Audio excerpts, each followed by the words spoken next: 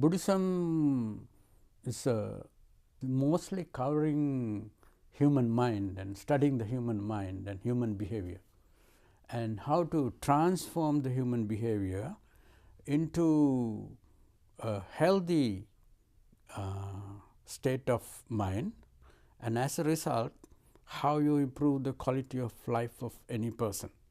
So, the first part of the Buddha's teaching is called studying the problem, and the second part of the teaching is that seeing what causes the problem. Third part of the teaching is this problem a solvable problem? That is the third part. Then he found out it is a solvable problem. If it is a solvable problem, what is the method of solving it?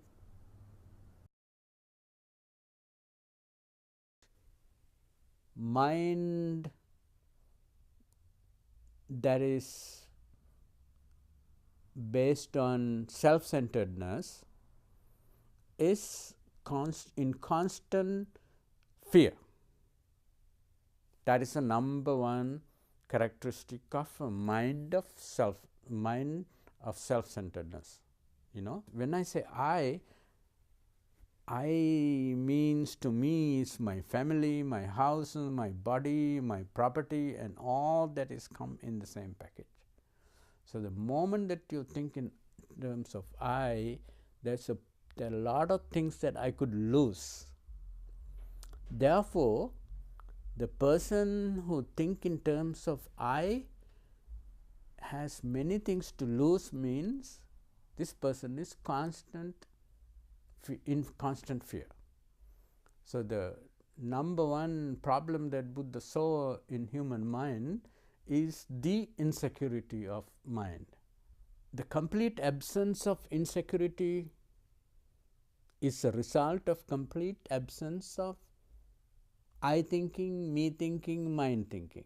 That is means self-centered thinking. When the self-centered thinking is gone, then the complete absence of insecurities are there. So, this means happiest person in the whole world is the person who has no self-centered thinking.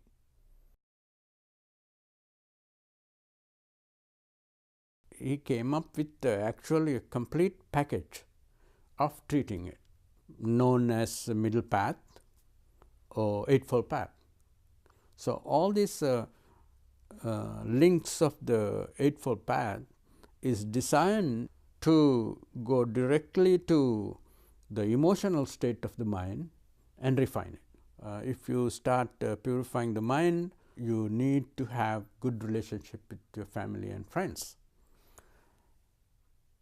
If you don't have a good relationship with your family and friends, you are constantly stirring up your emotions, anger and frustration and unhappiness and sadness, and all these things are you constantly stirring up. So, if you don't want to feed those negative emotions, first create a wholesome environment, good by developing good relationship with your fellow people in the society.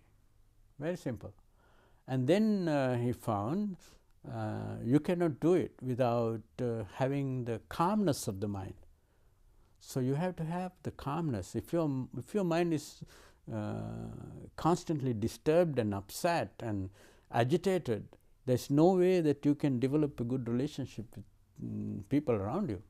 So, then Buddha come up with a technique. Okay, it is very important that train the mind to be calm and more peaceful.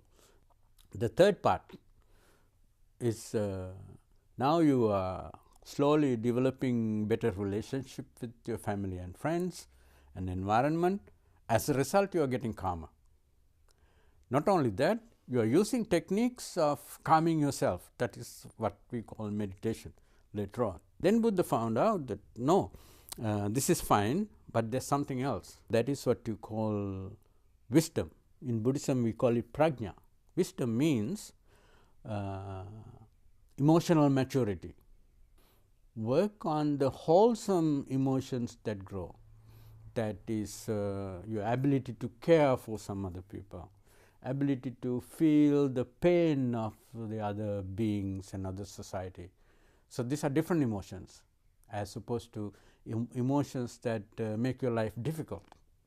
These are the emotions that make your life more peaceful. Not to get affected by good or bad. Sometimes we see things that are nice happening, so we like it. Sometimes we see things that are not too nice, in somebody is taking advantage of somebody and you get upset by looking at it. So that is not good. Be equal to both, and then you have a much balanced, well balanced emotion.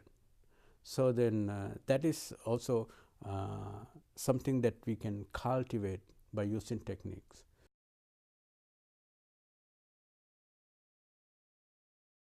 Mindfulness is your own ability to examine your own mind. So in other words, you train your mind to be conscious. That is what we call mindfulness. So the moment that emotions are rising in the mind, you already see it. Immediately you observe, catch it, and grasp it and hold it and get rid of it. That is a mindfulness practice. Mindfulness is a tool that we can use to clean up your mind from those negative emotions. Then your life become easier and better and happier and more successful. Something that you can experience now, not after death, not next life, but something that you can see, oh, my life is much better, my life is more comfortable, so I'm much more happier, much more peaceful, things like that. You can see it here and now. If it's not verifiable, Buddha say, forget it, don't waste your time, no use. So therefore, Buddha does not go to most of the metaphysical questions. If the God exists or not is a metaphysical question to Buddhism. You cannot verify. Try this. Try to improve your quality of your relationship with your family and friends. You will feel your life is going to be much better. You can verify it. You can even not only verify, you can measure how much, what was the quality of your life 2 weeks ago, what is the quality of your life now. You can measure. If that is measurable, if that verifiable, okay, then do it. But how do you do it? Just follow it and try it and see.